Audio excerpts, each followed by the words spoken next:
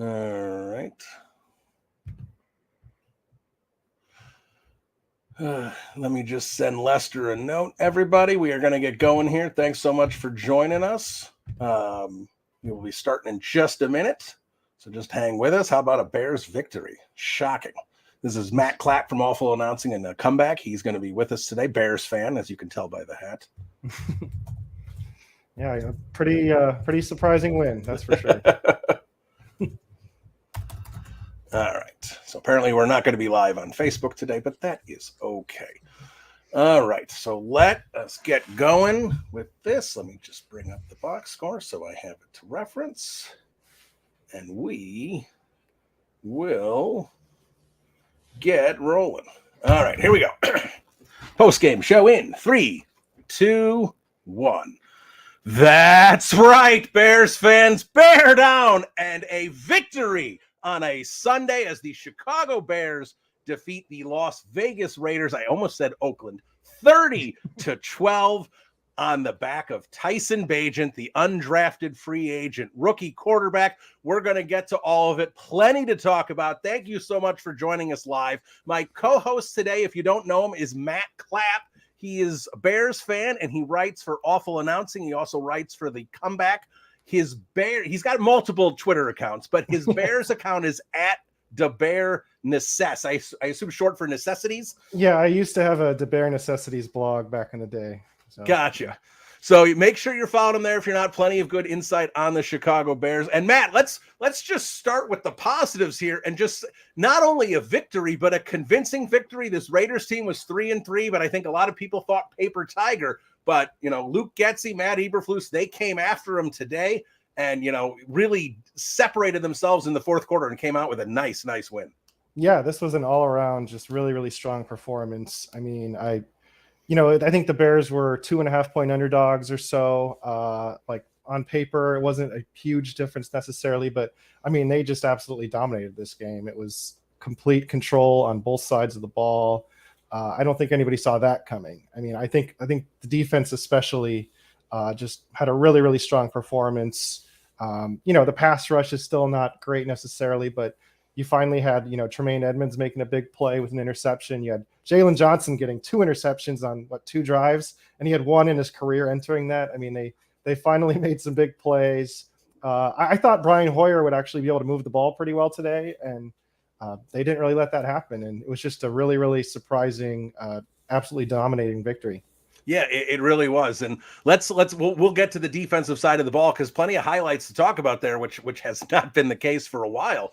But on the offensive side of the ball, let's not bury the lead. Let's talk Tyson Bagent here, who obviously his numbers are not gaudy. They're certainly not going to knock your socks off. The final numbers for him, he was 21 of 29 for 162 yards, 1 touchdown, no interceptions. He was sacked once. For those of you who like QB rating, 97.2. So he was very efficient, didn't turn the ball over. Those are important things that he needed to do. And the one thing he did not do was push the ball down the field. That was the question I think a lot of us had is, does he have the arm strength to push it down the field? He didn't try, and the Bears clearly didn't want him to try. And I think as noticed by, at the end of the first half when Nathan Peterman came out to try the Hail Mary, he's got a stronger arm than Bagent. They didn't want to do that. So, but for me, forgetting the arm strength, Matt, just looking at Bagent's performance, this is exactly what he needed to do. He was efficient and quick with the ball. He got the snap and got the ball out quickly. Didn't, give Max Crosby a chance to create that pass rush and cause havoc. He got the ball out before the offensive line needed to worry about things. He hit the open guys, plenty of checkdowns. Like I said, it wasn't an exciting offense, but it was efficient and it led to a couple touchdown drives. Yeah, absolutely. I mean, they ran this offense tailored to Bagent's game, clearly. I thought Luke Getsy actually did a really good job being creative with that and finding ways to get the ball in space. And I mean, on both sides of the field, they really did a good job with that. But yeah, I mean, you saw his quick release and his accuracy. He's got, it seems like just about anything you'd want in a QB except for the big arm, which obviously that's going to be a big deal at some point at the NFL level. But they did everything today to make it work. And yeah, he was just so efficient. And yeah, I mean, you couldn't ask more of him today. That's for sure. Yeah, and you mentioned the accuracy. I mean, there was one, I don't know if it was second or third down, but it resulted in a first down. He threaded the needle to DJ Moore on kind of a quick slant over the middle. I was impressed with the accuracy on that. I mean, plenty of balls were accurate. He put them where he needed to, but that one in particular really impressed me. You know, I know they said quick, accurate arm, but he definitely has accuracy. I mean, if he's gonna develop right now, I think what we saw with Tyson Bagent is this guy can be a quality backup quarterback. Right. Your starting quarterback goes down for 3-4 games and you have to bring Tyson Bagent in. He's going to pilot the ship. He's going to win you a couple games. He's not going to go 0-4 and bury you. He's going to keep, you know, the season alive. And that's what you need from your backup quarterback. Now, the question is, can he build up the arm strength where at least he can threaten on intermediate passes? He may never really have that deep ball, but there are quarterbacks who have been very successful that never really had the deep ball, but you've got to have the intermediate ball. So maybe if he gets there, we can see a more complete quarterback. But, you know, I personally, for what I had for my expectations, Bagent, you know, exceeded them. He was exactly what they needed. And, you know, like I said, accuracy, you know, smarts, everything that the Bears needed, Bagent gave him. I think, are you muted? Sorry, I said you nailed it on all that. Like we'll see if he's ever going to be asked to throw the ball downfield and how that's going to go. But I think he's absolutely a guy that you can expect to come into the game and run the offense pretty well. It reminds me a lot of like a Gardner Minshew kind of, or I love that comparison. Yeah. You know, or maybe like an Andy Dalton. I think he's got I think more natural skill and mobility than like a Chase Daniel or something. But you know, to get to a tier above that, he's going to have to show that he can push the ball downfield and make the big time throws. But I think it's clear that he can at least come in and run your offense, and he's got some nice mobility. And like, this is a guy that you can definitely win some games with. I mean, if you put him on like the 49ers, like I think he could win a heck of a lot of games. You know what I mean? You get skill position players around him and tailor your offense to him. He can definitely make some plays. And for an undrafted rookie in his first start, I mean, you could not ask for more. Just to, you know, not turn the ball over, be smart, be efficient, and he did all that. Yeah, absolutely. I agree with everything. And I know a lot of people can, if Brock Purdy can be Mr. Irrelevant and be on a team, you know, like the 49ers, why can't Bagent? And it's a perfect situation for Brock Purdy. I mean, you know, let's be honest. If you look at the skill position players of Christian McCaffrey, George Kittle, Brandon Ayuk, and Deebo Samuel, the Bears have one guy in that tier with DJ Moore. Right. Everyone else, you know, Mooney, it's not to knock Mooney or Herbert or any of these other guys. They're not in that tier. So you only have one guy instead of four guys in that tier. It's the perfect situation for Brock Purdy to be the facilitator. So, you know, I don't like those comparisons. I love the Minshew comparison. I saw someone mention he has some Taylor Heineke in his game. I can see that. So, and again, what are we talking about with Minshew and Heineke? These are really high quality backups in the NFL. That's where we're looking at with Bagent right now. So let's do the inevitable comparison to Justin Fields, because that's where this is going to go this week, is that Justin Fields has one win and Bagent has one win this year. Like, that's where this is inevitably going to go. And, you know, if Bagent keeps winning, the Bears should stick with him. We know exactly where this conversation is going to head with the fans and the media. So let's make this comparison, because I think, you know, it looks like with Ian Rappaport reporting that Fields is going to be out multiple weeks. He might be back for the Saints game, but that means he's going to miss Sunday Night Football against the Chargers. That's going to be, I know the Chargers aren't off to a great start. That is definitely going to be a bigger challenge for Bagent and for this team overall, with Justin Herbert out there in the defense. And obviously we'll get to the defense's performance a little bit later. So that'll be, you know, if Bagent beats the Chargers on Sunday Night Football, I think at that point we can maybe start having this conversation. But right now, this is a Raiders team that, if I'm being honest, I think if Justin Fields started the way this team played today, they absolutely still would have won this game. Did Bagent do things better than Fields can do in some aspects? Absolutely. Those quick, short passes and getting the ball out, that's better than what Justin Fields can do in that style.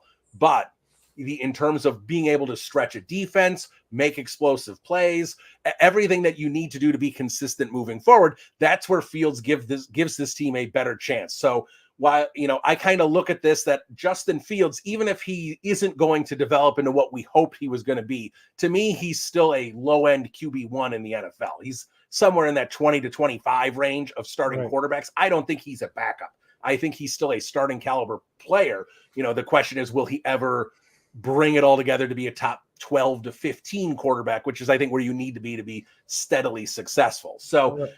to me, Fields is still, I don't want to get into the conversation of, is it Bagent or is it Fields? Who should the Bears have starting moving forward? To me, and even though Bagent played well and played exactly within the offense that he needed to do, with all that in mind, just knowing how short the passing game needed to be, even though Bagent played well, it strengthened my resolve that no question Justin Fields should start when he's ready to. Yeah, I mean, at the end of the day, this is the same conversation we used to have about like Jay Cutler versus Josh McCown or blank quarterback. Some of them can, like some of those guys can do things more efficiently and in the quick passing game and not turning the ball over. But to beat the teams like you're talking a Chargers team, you're probably going to have to make some plays downfield in the passing game and some explosive plays that it's a lot easier to do it against the Raiders and some of these teams, but to hang with like a Justin Herbert, you're going to have to put up a lot of points and make a lot of big time throws. So can Tyson Bagent do that? We don't know that. He didn't really have to do that today. Exactly. Did he complete a pass over 15 yards? I don't think he did. Like, I looked at the box score and he had 3 passes that went for 15 yards or more, but I believe all of them had yak attached to them. I think his longest air completion, and again, I don't have the stats in front of me. I don't have that yet. I think his longest air completion was 12 yards. Yeah. And again, this is not at all downplaying what he's doing. It's just that when you're talking about like compared to Justin Fields and being like a long-term starter, et cetera, you're obviously going to have to make some of those throws and show you can do it against like the top team. So we still have to see that. But, we know that Justin Fields is capable of those kind of games and those kind of plays. The Commanders game, I know they're not a very good team either, but you saw what he's capable of. We saw the same thing against the Broncos. We've seen the same thing on Sunday Night Football against the Steelers a couple years ago. Like, he has those moments. It's a matter of stacking them, and that's been the big problem. And getting out the negatives and holding the ball too long, all those things. And that might always be with this game, and that might be what prevents him from being in that top 12 to 15 tier, like you said.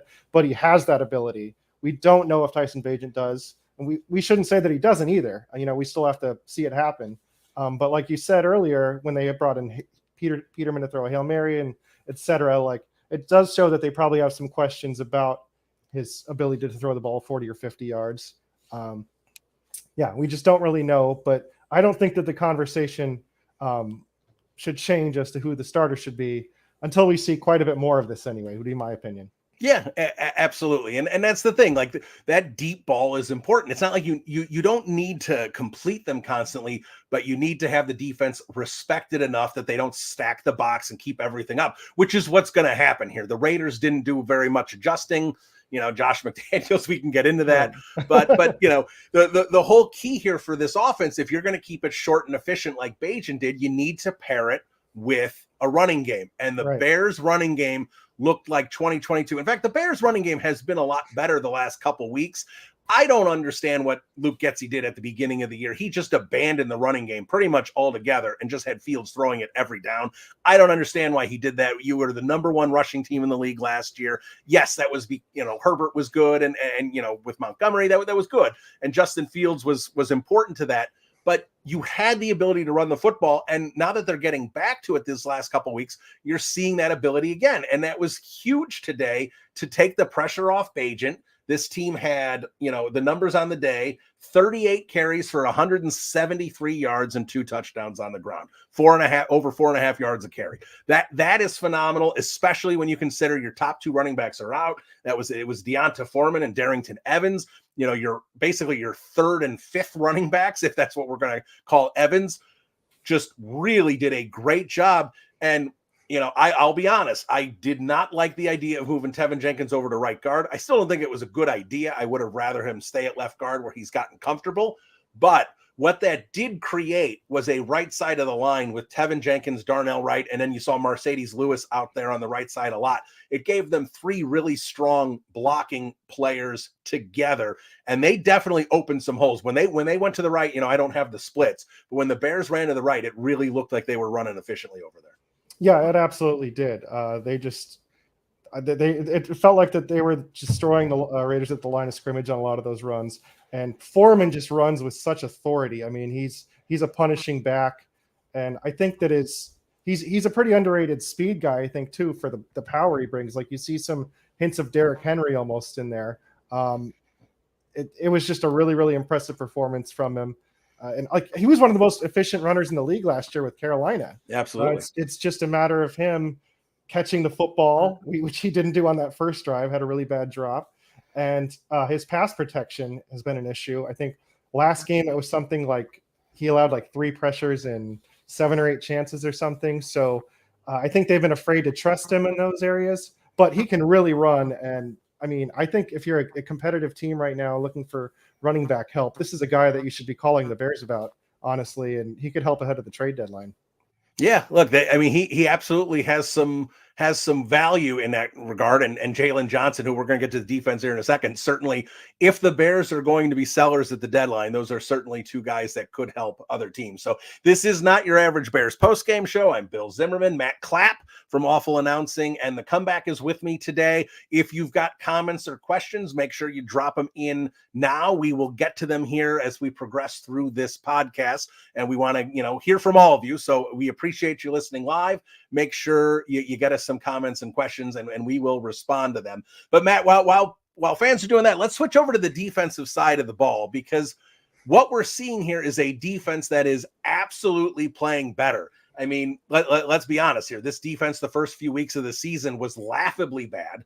I mean, and it dated back to last year as well, but last year did not have the addition of, they had a lot of injuries, and they didn't have the additions of Tyreek Stevenson and DeMarcus Walker and Edmonds and Edwards and Ngakoue and all the guys they put on this defense to try and beef up this defense. And they came out, and I think a lot of it was on Eberflus. I mean, just with flat zones and no pass rush and no creativity. And they were just, you weren't getting torched by, the Mahomes and Burrow and Allen. You were getting torched by Baker. I know one was Mahomes, but Baker Mayfield and Jordan Love. Not exactly the who's who, but we're seeing here. And the Vikings, I thought, shot themselves in the foot a decent amount, but they got a pass rush against Washington, had some good things there. Regardless of the Vikings game or not, they held the Vikings down. The Vikings did not score a lot, 12 points, considering that one of those touchdowns was defensively. And then here, 12 points, again, touchdown, and the touchdown late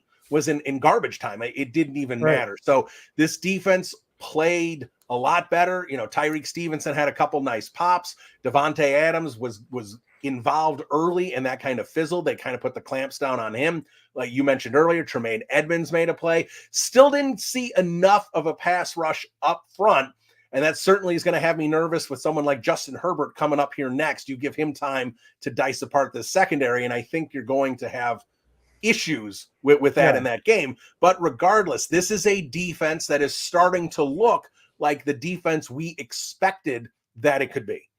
Yeah, I mean, you expected this defense to play at least a little bit better than perhaps its talent level, I think, under a defensive head coach and Matt Eberflus and what he showed with Indianapolis. I mean, we saw the same kind of thing with Vic Fangio in the last regime, where you might have a defense that looks maybe in the low 20s, but you can get them playing at least a league average or something. And it had been highly underperforming and disappointing, I think, until these last few games.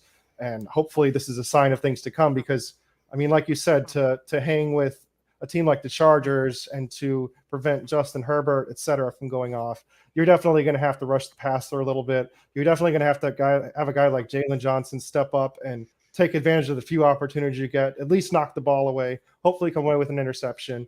And you got to have these linebackers that you're paying take advantage of those opportunities too. I mean, Tremaine Edmonds did it this time. You can't really let opportunities like that slip by when you're probably not a very good team. You got to do things like they did today, and they had not been doing that nearly as much early in the season. Yeah, and I think if you had reasonable expectations coming into this season, to me, the word that I always use for my hope was that they could become below average, right? Like I wanted the offense to be below average, the defense to be below average. Yeah. And again, that sounds almost insulting, but it's not. That below Right. average ends up with 7 or 8 wins on the year. And you won 3 games last year, so you're Yeah, talking about a significant jump. That's not meant in a bad way. Going from 3 wins to 13 wins was never really going to be an Right. option unless somehow Justin Fields made an MVP kind of leap, and Right. and that was going to be asking a lot of him. Right. So below average is what I wanted to see, and right now this defense is performing at an above average at a good level. Now they're going to have a much bigger challenge next week with the Chargers, and I think that's really going to give us an opportunity to see, is this a team that's turned the corner, or is this a team that had success against a backup quarterback in Brian Hoyer and an offense that really hasn't been that good anyway, a Vikings offense that was missing Justin Jefferson and hasn't been really that good anyway, and a Washington team that, you still gave up 20 points, which was a big improvement of where they were, but you scored whatever it was, 40 points on the other side, and you were able to cruise there. So, and not that Washington is a juggernaut of an offense either. I think they just scored 7 points today against a bad Giants football team. So the Bears, the defense is doing exactly what it needs to be doing right now. And again, the Chargers are not a great team. Brandon Staley is certainly a questionable coach. Some guys, don't love what Kellen Moore does as an offensive coordinator. He does good things and bad things. But I will say, next week, forget a win or a loss, that even doesn't concern me at this point. Next week is going to be a really important measuring stick for this defense to see, have they turned the corner, or are they just successfully beating down bad offenses? Yeah, 100%. And then if they do show that they're improving, and they do keep showing that, in the coming weeks, you can beat some of these other teams. I mean, they could beat a Saints team, they could beat a Falcons team, they could perhaps maybe even get the Packers the second time. You know what I mean? Like, Sure. The talent difference on paper between these teams is not very large. We're seeing that with the Raiders and with the Commanders. And like, if the defense steps up and plays more like these last couple of weeks, some of these games that have been winnable for the Bears, like those can become wins. And they just got to sustain it. And like, the big thing I think is probably going to be that you need the pass rush to probably show up a little more consistently.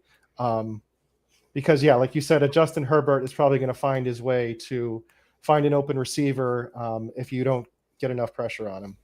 Yeah, and look, when you start looking at how this Bears team has looked, and again, soft schedule, I'm not saying it's not, but let's just pretend that we can lop off the first 3 games of the season, and let's pick it up with week 4, which obviously was the rough loss to the Denver Broncos. But you also have to wonder, if this team played Denver like that in week 1 and didn't have the baggage of the first 3 weeks, would they have collapsed like they did in the fourth quarter? I don't know if they would have. I think there was a lot of, here we go again, with going through the Bears' heads. They're human beings. I mean, they feel it even more than we do. And I think that's the exact kind of situation where the real life parts of this do become a factor.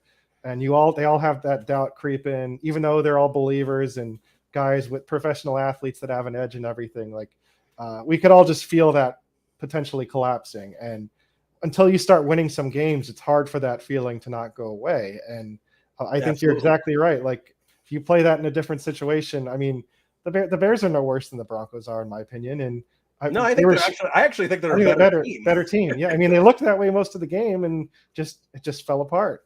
Yeah, and that's the thing. So, like, if you look at how this team has been after the first 3 weeks, that Broncos game could have had a much different outcome if it didn't have that baggage. Then they actually go out and beat Washington. The Minnesota game was ugly, but they were within a touchdown despite everything that was a problem. And it was a very winnable game, and they And then you sit there and go, well, if the Denver game's a little different, this is a 3-2 football team. Even if you don't give them the Denver game, it's still 2-3, which is, I think, a lot more in line with what we expected this football team to be. They just came out of the gates so poor. They were so outcoached against Green Bay. It followed them its way to Tampa, and then they just collapsed against Kansas City.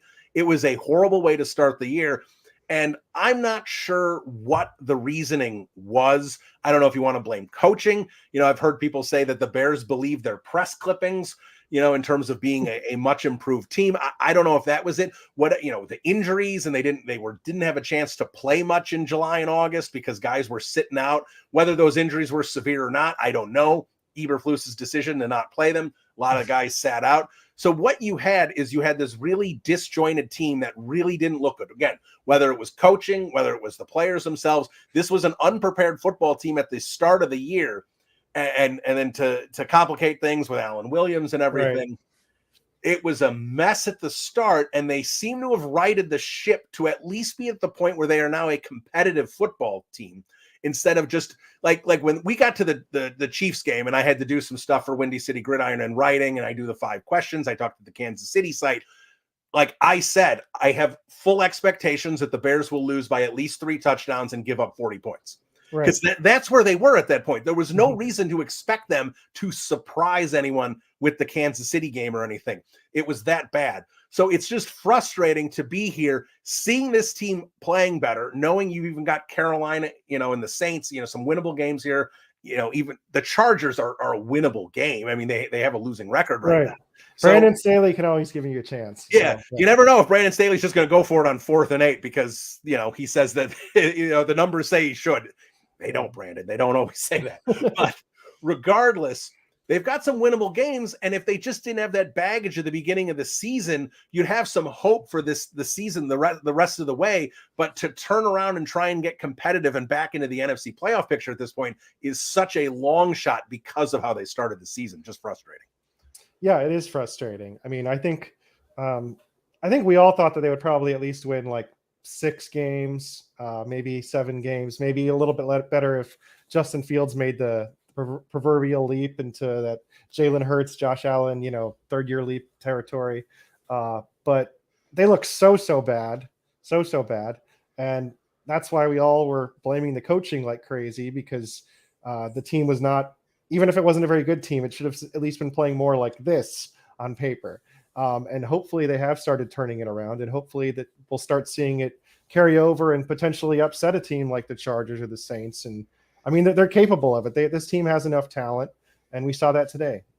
Yeah, and let's just talk about coaching, in-game coaching here a little bit. And I don't want to bag on the Bears. When you win, win the game 30-12, you certainly shouldn't bag on them. But at the same time, when there are better teams on the horizon, and they still have to play Detroit, and Atlanta's a decent team, and it's not like the schedule's impossible down the stretch, but it is improved. There are tougher games ahead for the Chicago Bears where they need to be coached better. And Matt Eberflus in the past has made some head-scratching decisions for me that I just did not like in game. Mm-hmm. And today, like if we're just going to be honest, how he handled the end of the first half, it ended up not mattering, but it was atrocious. And it was the opportunity to give the Raiders momentum. Because you decided you wanted to give Tyson Bagent the ball first and get him comfortable. I didn't have a problem with that. I know a lot of statistic guys will say you always should defer, take the ball in the second half. You have odds for more possessions. I understand the reasoning, but I actually understood. It's like, all right, let's get Tyson some rhythm. We don't want the Raiders to march down and we're down, and Tyson's down 7-0 or even 3-0 before he has the ball. So I got that, and I understand that the Bears offense didn't do anything in the first drive. But when you made that decision, the Raiders are getting the ball to start the second half. So you're giving the Raiders an opportunity here, and then the way he handled it, where he actually had a chance to get more points at the end of the first half, didn't use any of his timeouts. Just, it looked like he was trying to play for a long field goal, and then that all backfired. It was just a complete mess. And luckily, Josh McDaniels is apparently just as bad of a coach as Matt Eberflus. I mean, that field goal he took towards the, when the Raiders were still in it, I know they were down 3 scores, but they could have had, get a 3 and out and get the ball back. How he doesn't go for a touchdown there, settles for the field goal. Ron Rivera did the same thing against the Bears, taking an iffy field goal when he needed a touchdown. I don't understand how these coaches, I get it. You have to make these decisions in the heat of the moment, and sometimes you don't make the right one. But he went for it on 4th down already, Matt. McDaniels went for it on 4th down already, got the first down, went back to fourth down and says, all right, we're not going to get 2 fourth down conversions, I guess. So we're just going to kick the field goal. I don't understand what McDaniels was doing in the second half. A lot of people were questioning what Josh McDaniels was doing, and Matt Eberflus totally mismanaged the end of the first half here. The coaching for both teams, the coaching needs to get better, but the Bears, this coaching, these in-game decisions has to get better by Matt Eberflus. Oh yeah. I mean, especially if you're going to win a close game, that's what it can frequently come down to, is those just percentage decisions on fourth down, or how aggressive you are at the end of a half, like you said. Just general clock management and percentage decisions are such a big deal. Like if you're one of these tweener teams, if you're playing these like tweener games, like the Bears versus the Raiders, Bears versus the Vikings, Bears versus the Bucks, where you're all pretty close, you got to find a way to win the percentages. And luckily today they just flat out outplayed the Raiders. But if you played this game like 100 times, those kind of decisions could make a big difference in a lot of them. And I mean, like you said, thankfully Josh McDaniels was probably even dumber. I mean, there's no rhyme or reason to his decision to go for it the one time, but then kick a field goal to get within 15 points, like you said. I mean, you got to try to score a touchdown there. You can't assume that you're going to get many more goal line opportunities. I really don't know what he was thinking, and I don't understand why he keeps getting head coaching opportunities in general, but that's a whole nother conversation. Yeah, I think it was interesting as I talk about. I do the 5 questions with the sister sites for SB Nation, and I was talking to the Raiders guy this week, and talked about. I'm like, I really didn't expect this Raiders team to be 3-3. I did not have high expectations for them, and his response was, they're a total paper tiger at 3-3. They've had some lucky wins. They beat some bad teams. Josh McDaniels has no clue what he's doing. The whole fan base wants him, like completely negative. Like you would have thought, like just listening or reading his comments, that the Raiders would have been 0-6. So, and that's, to me, I always think the Raiders are kind of a fascinating team for the Bears to play, from the aspect of, I really think these two teams are very similar when you kind of pull back Right. over the last 20 years, 25 years, so to speak. The Bears just, been to 1 Super Bowl. Raiders been to 1 Super Bowl. Both lost. Rich Gannon throws 5 interceptions. Like that. That's how things go for this Raiders franchise. Mark Davis as an owner has made a lot of bad choices for this team.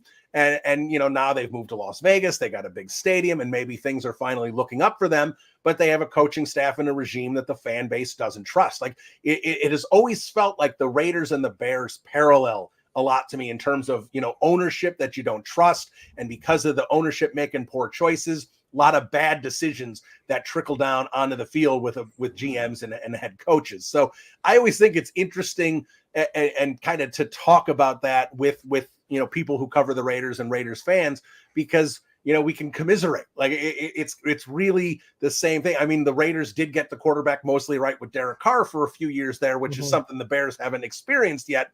But at the same time, again, Derek Carr, I don't even know if they won a playoff game with Derek Carr. They might have won one. On that topic, can we just say that it's a huge break, at least, that the Bears did not sell the farm, to get Derek Carr or to get Russell Wilson? Like, how much worse would things look right now if they put all their resources to that move? Yeah, especially that Russell Wilson one, because the Carr one, I mean, it would have been bad, but the contract, assuming they would have extended him, would not have been. I mean, Russell Wilson, you just look at what the Broncos did with Russell Wilson and figure the Bears would have been right in the exact same boat. I mean, having that contract saddled in Chicago, and think about this. This is Sean Payton, who for the most part knows what he's doing, especially offensively. Right. And this is where Russell Wilson is, who's, we would have had Nathaniel Hackett Russell Wilson with our group of coaches. Oh, yeah. And would have had it there moving forward. No one would have wanted to take this job because of the situation. Like, if that Russell Wilson trade happened, it would have been disastrous we think the Bears are in bad shape now. It would have set the Bears back a decade before they could have actually fixed this mess. Absolutely. So as bad as things have seemed, I mean, it could have been a lot worse. Thankfully, those moves didn't happen. Yeah. So, well, let's talk about one positive about this team right now, and that is its future. And its future, thanks to a Ryan Poles trade to trade down to number 9 and get the number 1 pick. Now, the Carolina Panthers did not play this week, so they will remain winless. But in a very positive note, there were 5 one-loss teams. One of them were 1-win teams. One of them was the Chicago Bears. So obviously, but that doesn't matter in terms of this search for the number 1 pick when we're looking at what the Panthers are doing. But the New York Giants and the New England Patriots beat the Buffalo Bills. Mhm. Not only is that big for the New England Patriots that they only have that they went from 1 to 2 wins, but that's a confidence builder for a team that really needed one, beating a quality team like Buffalo like that. The Giants showed a little scrap. The defense played well, kept Washington bottled up.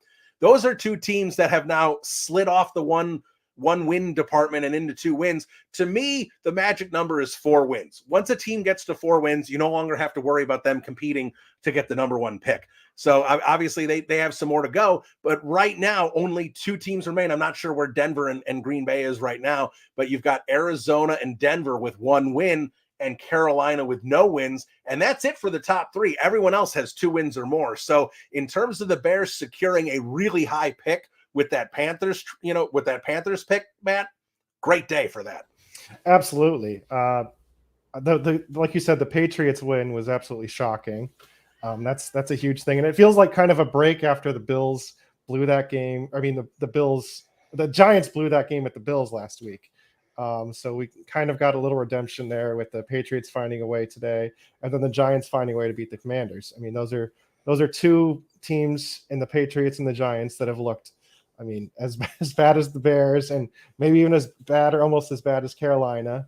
And now they're up to that 2-win line, and hopefully they can each find a way to get a little bit better and pile up a few more wins, because we know that Bill Belichick's going to try to win, and the Patriots are hopefully going to find a way to steal a couple, but they've looked so bad until today. And then the Giants, I mean, they were a paper tiger last year, and the regression gods hit them and the Vikings really hard this year. So it's good to at least see them get back in the win column, and hopefully they can each win at least 5+. Yeah, and just at this moment during this broadcast, Denver is up 6-0. So far so good there, and Arizona hanging in there. They're down 14-10.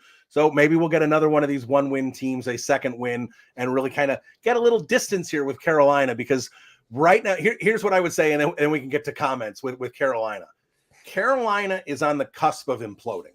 They, but going into this bye week, Frank Reich was complaining about ownership. That's publicly complaining about ownership. That's never a good idea. Basically admitted that the whole team wanted CJ Stroud, and ownership wanted Bryce Young. That's nothing that Bryce Young needs to hear. You've got Hayden Hurst complaining about how the team's just quitting and players aren't competing. Like you're at a cusp where this team could start falling apart. And the fact that I think it was Albert Breer, I don't remember which insider, said that the Carolina Panthers are going to look to sell pieces off at the trade deadline. So the Panthers understand here that this is a lost season. They start selling off competitive, important pieces off their defense or whatever. There's no reason to think that this team can win more than about 3 games this year the way they're going. So it's all for the Chicago Bears. The Panthers going in the wrong direction. It's all going in the right direction for Chicago right now. I really think that this Panthers team could be on their way to just 1 or 2 wins. Yeah, that wouldn't surprise me at all. I mean, they had that good start against Miami last week. It was, I think, 14-0, and then the Dolphins just pummeled them. They badly need a weapon or 2 for Bryce Young. He needs a DJ Moore. I mean, that's what he needs more than anything. He needs somebody to take a short pass in space and turn it into a home run. And I don't really see it with that team right now. And like you said, they have all the bad vibes going. It's very easy to see them trading like a Brian Burns or something at the deadline. And they've had a lot of injuries on that defense. That was supposed to be a pretty solid defense, but they've lost so many key players. And if they trade from it, it's just going to get worse and worse and worse. And I mean, it's the same thing we've been talking about. Like once you start losing a lot of games, that real life human locker room and everything vibe, that culture, it really starts to make an impact. And it's just not a great situation for a rookie quarterback that needs a lot more help around him. No, and that's the thing.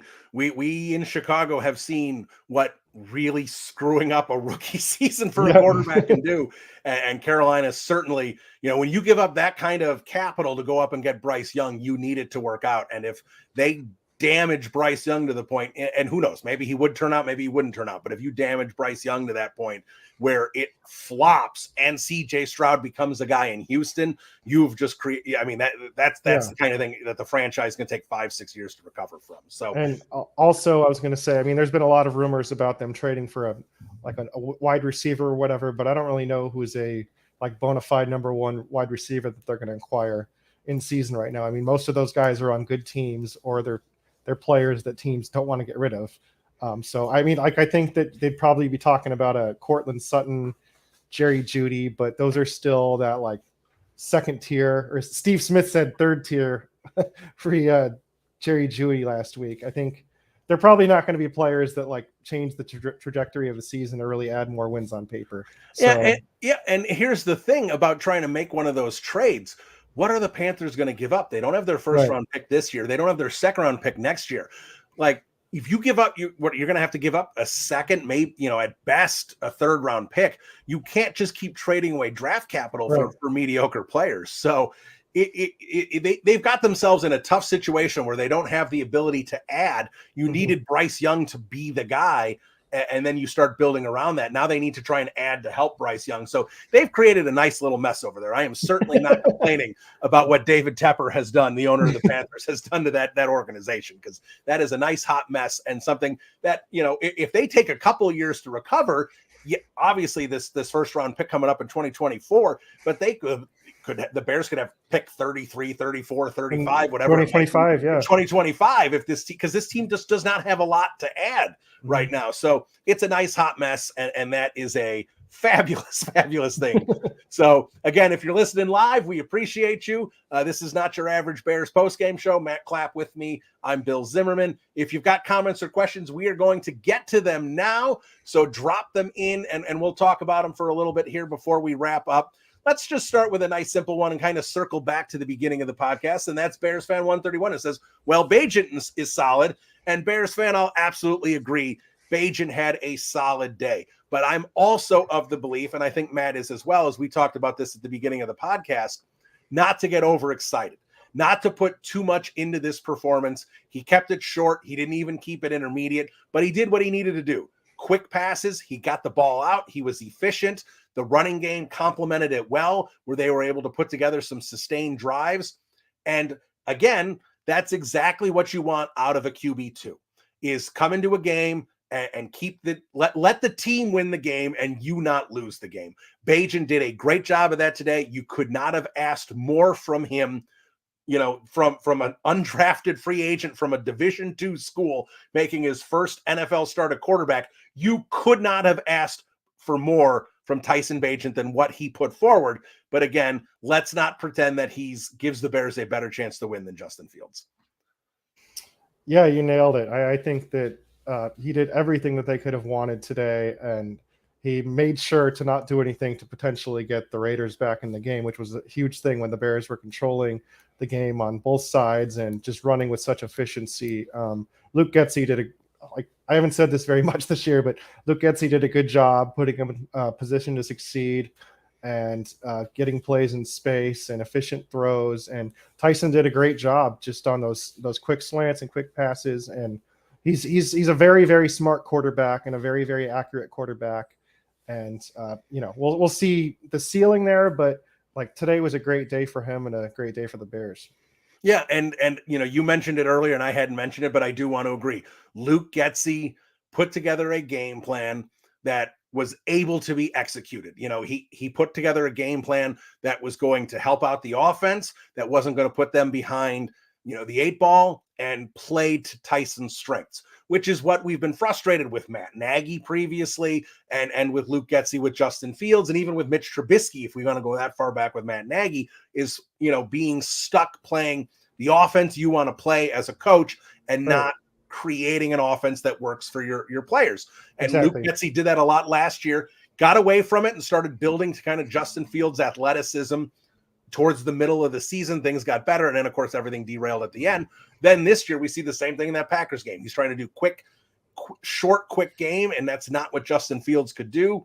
And again, it just didn't work. And it was just part of this early mess that the Bears just put themselves in and really, really made things problematic for this team for the entire season. And now we're seeing it. We're seeing this Bears team much improved, competing, playing a lot better, but at the point where it's going to be really difficult for them to overcome what happened at the beginning of the year. And since we're talking about that, let me get to this comment from Tumultuous Titan, who says, how much of the defense improvement is Williams being gone and Eberflus taking over? And Titan, that is a good question, and it's one that's hard to determine because this is Matt Eberflus's defense. Now, was he calling the plays on the sidelines? No. Alan Williams was definitely doing it and was definitely not doing it well. I'm not going to sit there and pretend that it was all scheme and not playing calling. It absolutely was both. Alan Williams did a bad job. Now, Matt Eberflus, when he took over those first couple weeks, did an equally bad job. So again, was he being saddled with what was going on with Alan Williams, which clearly was a distraction for this Bears coaching staff, potentially for the players as well. We don't know all the details about this, but again, Alan Williams was let go by this Bears organization due to his conduct, and HR was involved. So we know whatever was going on was not good with Alan Williams, which based on, Alan Williams's reputation, and I'm guessing his reputation amongst his friends and peers as well, was shocking, whatever it was that happened. So that's absolutely going to be a distraction and could have played into some of the poor play calling from Matt Eberflus early. But overall, I just think, I don't know, Matt, it just feels like Matt Eberflus needed a kick in the butt, like to kind of sit there and be like, you don't just get to sit here and you cannot rush 4 straight up. You don't have the personnel to do it. You're not going to get home. You can't just sit in a soft zone when you don't have any pass. Like the concepts that he was trying to do were, he could not marry the two, and it just created a soft, simple defense that any NFL quarterback, any pretty much backup quarterback, like the top backup quarterbacks, would have been able to easily dissect. So is Eberflus doing a better job than Alan Williams? Absolutely. But is it just because he took over that the defense has improved? I don't think so. I think Eberflus needed a wake-up call and needed to realize that he needed to do some more creative things and some stunts and twists and blitzes up front. And let Jalen Johnson and Tyreek Stevenson be more aggressive defensively. These are guys that can get up on a receiver and get handsy with them and create disruption and not just sit back 10, 12 yards and let the receiver come to them. Like, I didn't understand what a lot of the concepts were, and I feel like Eberflus has done a much better job. We talked about how Luke Getsy should create an offense that plays to the strengths, and he did that today. I think Matt Eberflus is doing a better job of that moving, and has been it the last few weeks, Matt. And again, still not a great pass rush because Sam Howell takes a lot of sacks. So I kind of put that as an anomaly, and I want to see it beyond the Washington game. We still really haven't seen it, and he just may not have the personnel to be able to correct that at all. We just knew this defensive line was weak. But Eberflus is definitely calling a better game the last few weeks. It's definitely showed up on the field. It's good to see. It brings some hope moving forward. But I need to see Matt Eberflus's defense play like this against better offenses before I'm willing to tip my cap to him. Yeah, I mean, you said it on absolutely everything there. I think big point that you made, just adjusting from within what he does, the same thing you were saying about Luke Getsy. Like, these coaches sometimes get stubborn in their ways and only get players to play their way. Like you're seeing, I think, Matt Eberflus adjusting to the personnel and trying to get the most out of what this unit can do. And that's a good sign. That's what you want to see, is coaches actually being willing to be open-minded and adjust to what hadn't been working. Yeah. All right. And let's we'll switch back to the tank conversation about the Panthers pick. Friend of the program, Chris Armstrong, who dropped in 2 comments here. Carolina is about to China syndrome. We're getting the number 1 pick. And she says, I'm sure they'll want a first for Burns, but who will give that to them? Well, look, edge help is always needed. And there are always, there are never teams, unless somehow the New York Jets, who have all the good edges. I don't know how it managed to happen, but for the most part, even the best teams need edge help. So if Burns is truly available, someone I think is going to give them a first-round pick. The problem with Carolina is there's always been reported that the Rams offered up 2 first-round picks for Brian Burns a couple of years ago, and they said no, and now they're not going to get 2 first-round picks for Burns. Burns, from everything that we've seen, does not look happy in Carolina about the contract and everything. So Carolina's created a mess with arguably their best player. And Are they going to trade him? Are they not? I mean, you trade Brian Burns. I mean, that is a devastating blow, not just because of his talent, but for the locker room, because you have made it very clear to your entire Panthers, every player on that Panthers roster, we have no faith that you're going to win any games this year. We are trading away anyone we have to try and get any draft capital or anything we can do. Like that's where, it's going to be really tough for Frank Reich to try and get his team motivated to play on Sundays when you are, in essence, tanking, even though they don't have a first-round pick. So that's a definite mess of a situation. And again, every time the Carolina situation gets messier, anytime we hear that good players could be traded off their team, it's better for the Bears. Yeah, I don't know who will give up that pick right now, but like you said, it's a premium position. Everybody's got to find a way to get to the quarterbacks, especially when you're in the AFC. You got to find a way to run that gauntlet where it's just superstar quarterback after superstar quarterback, and you got to find pass rushers to try to get that done. So maybe somebody will be willing to do it, but like you said, after they blew the opportunity reportedly to get potentially 2 firsts for him, it would just be another not great looking situation there. But they do need the draft capital. They do need to be real probably about where they're going and getting help for Bryce Young. So perhaps they'll take any draft capital they can get over a player on the defensive side. Yeah, we'll have to see on that. That's going to be definitely something to watch here the next couple of weeks here going into the deadline is exactly what the Carolina Panthers are going to do. So we're going to be wrapping up here in just a minute. Matt, I want to kind of get your final thoughts. If there's anything I hadn't brought up that you want to bring up here, make sure you do it now. And to me, I kind of like to sum up with what's the first word that kind of comes to your mind after the game? And last week it was disappointment, because you sat there after they finally get the win against Washington, have the nice long layoff, that the Vikings at home without Justin Jefferson, that was a beatable game. Going into the Raiders, you thought that was beatable. You could finally kind of get some momentum. Maybe they could get up to 500. They could get up to 5-5 by the end of the Panthers game and kind of put themselves back in a position to be competing for the playoffs. So disappointment was the word last week. And while I want to say it's like jubilation this week, it's not. For me, it's frustration. Because, again, I'm seeing more of what this team should have been. They're able to beat the Raiders with a backup quarterback. And, again, it's frustration going back to the beginning of the year where literally, if you go back to this, if they had beaten the Packers, let's just pull back.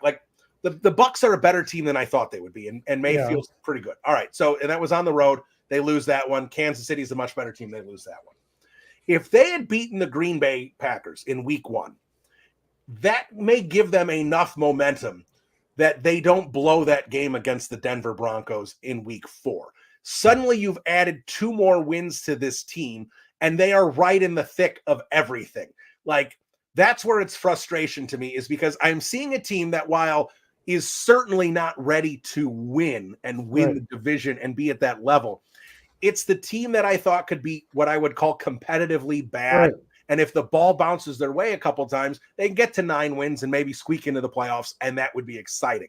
So to me, seeing it coming together now, it's just frustrating knowing that what happened at the beginning of the year is weighing them down.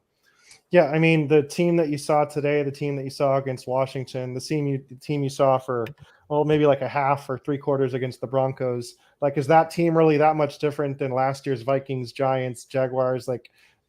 Probably not as good, but the gap isn't very large. And instead, they had been playing like a bottom barrel team, and that's not acceptable. They're not that bad. They shouldn't be that bad. I know that they literally hadn't won a home game in 13 months or whatever it was. Right. So I know what the record says, but the true talent isn't that bad. This should at least be an okay football team that is ascending to be better, and hopefully be really good within a year or two. That's how it should have been looking, and we've seen some signs of that. So I think, like you said, the word frustration, I think the word maybe relief or encouraging also works, if you want to look at it from an optimistic side. But it's definitely frustrating because we should have been seeing more of this. And it's, once you get to 1-5, now 2-5, that's the record, right? I think. Yep. It's just a really big hole, and it gets very difficult to get out of that. And especially with the trade deadline approaching, and just it's tough. So it's annoying that it took them maybe until now to get there. That's definitely one way to look at it. The other way to look at it, I guess, is maybe that they can ride this and play some better football as the year goes on. I don't know if it's saving any jobs or if it should save any jobs. But yeah, I think we at least today saw what this football team is capable of. And I mean, they did it with their backup quarterback. So that says a lot. Like, I think that, I don't know if it would have been the same score with Justin Fields, but they still probably try to find a way to win the game. And yeah, I mean, they just played very, very well today. So that was encouraging. Yeah, absolutely. Any other final thoughts before we wrap up? I'm we're in that weird spot where it's kind of like, oh, they won, but then, draft pick status and this and that. I still root for them and want to see them win on a given day. And it especially helps when you have the Panthers pick in hand. And I guess it just was nice to also see the Giants and the Patriots find a way to win, and we could actually just enjoy the Bears getting a win. Yeah, and as to me, you can sit here and root for the Bears because of the fact that Panthers pick is just sitting there, and it is with every passing week, it is just they're almost locked into being a top 3 pick at this point. Yeah, like, that pick is a gold mine. It's just Yeah, so that's going to be great. So, and again, when you pull back on things, would you rather see the Bears go 3-14 or 5-12? You'd rather them see them go 3-14 because that's going to be a difference of about 6-7 picks. But if you're going to ask me, would I rather see the team win, 4 wins or win 7 or 8 wins? I'd much rather have them win 7 or 8 and actually showing some life. And 100%. That they can be a competitive football team moving forward with some good draft capital moving forward and really piece this whole thing together. So, yes, there are absolutely positives. And I think this week coming up against the Chargers, where the Chargers are a beatable team, but a much better team with a really good quarterback, is really going to let us see. Tyson Bagent is probably going to have to push the ball down the field a little bit more because the Chargers aren't going to score 6 points through 3.5 quarters. Like, Bagent's going to have to do a little more offensively. The defense is going to have to step up. They're going to have to play better to neutralize Justin Herbert. So it's going to be a big opportunity. It's going to be on national stage. So it should make for a fun, compelling game, at least for us Chicagoans and us Bears fans. I don't know if people in New York are going to be too excited about this Chargers-Bears game on Sunday Night Football, but I'm not too worried about them. So, Matt, thanks so much for joining me. I enjoyed this conversation. Bears fans, thanks so much for joining us live. I hope you enjoyed it. Hey, enjoy this victory. The Bears, it's only happened twice. So, have a couple victory beers. Enjoy your Sunday. Get ready for the work week and know that, there's going to be, there's going to be Bagent's got to play. He's the best quarterback on the team. We know what's coming. So you may get a little frustrated, but it's going to be a fun week. So, Matt, thanks so much. And bear down. Yeah, absolutely. Bear down. And thank you so much for having me. All right. That's going to end the live stream. Thanks so much, everybody. Make sure you stay tuned to the Second City Gridiron YouTube page and the Windy City Gridiron podcast channel. There will be, the full slate of podcasts with Bear and Balanced and Bears Banter and Making Monsters and Bears Over Beers, the whole shooting match, Bare Bones as well. So plenty of content all week talking about this win and getting you ready for the Chargers. Bear down, everybody. Talk to you soon. Adios. All right.